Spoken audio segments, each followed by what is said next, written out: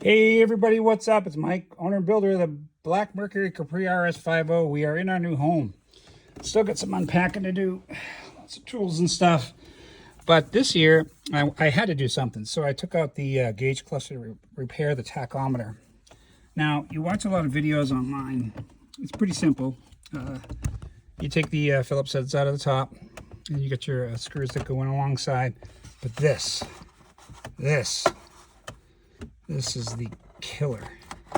So I wanted to try to get a good picture of this thing. So to get this out, you essentially have to press back on that. It opens it up. And that's your speedometer cable.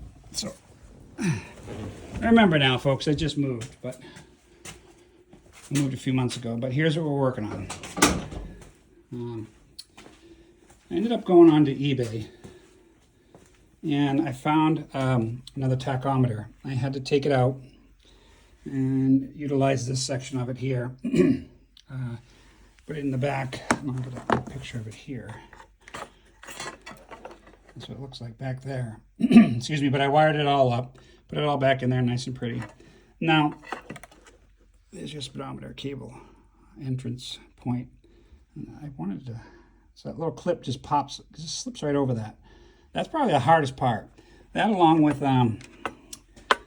when you set the tachometer, you can see I got a couple scratches there, but really, like, it's not really at zero. So you just move it just a tiny little bit. See that? So you go all the way around to advance it just a tiny little bit, just a pinch, and it'll drop right back on. So that's how I adjusted that. All right, so once that's in there, another little tech tip.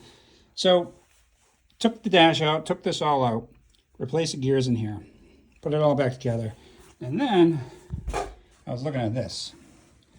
That's the original. And I'm like, you know what? I just don't like that. Peace and love, everybody. It's going to be retired. You know, did you know?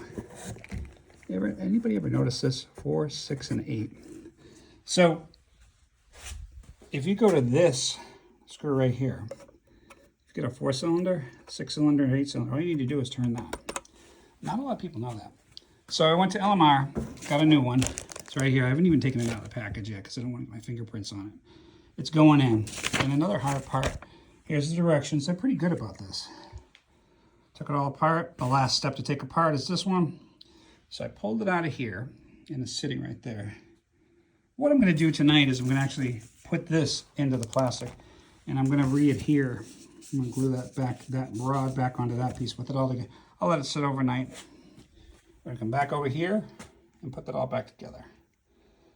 But I wanted to just say to everybody that watches the channel, you know, it's been in the other house for 33 years. And it's just been, look, we still got stuff that's just everywhere. But we're here, and this is pretty cool. It's my daughter's car here. Above us is another 2-car garage. It's really weird how they used to build these houses. Of course, outside I got a couple barns, more to come. But I wanted to show you what it looks like. When it's all apart like that, it's just one of these things. When I watch those videos, it's really, really important to see that small stuff. So remember this clip. The clip that goes around the speedometer, right there. So when you're doing it, you can get a good visual, okay? And then, of course, my friends over at LMR, I get everything through them that I can. They always send me great stuff if I need it. Like I said, I'm going to sunset this original. I can't get that out of there. That's just years of stuff. I'll take the padding and that sort of stuff. These little dudes here. It's got that one there, but I'll put some padding over here. I'll make it look nice. So there you go. First video since we moved to Webster, New Hampshire. Please like and subscribe. You know what to do. And look forward to more stuff. We'll see you out there. All right, it's all back together now. Everything looks good.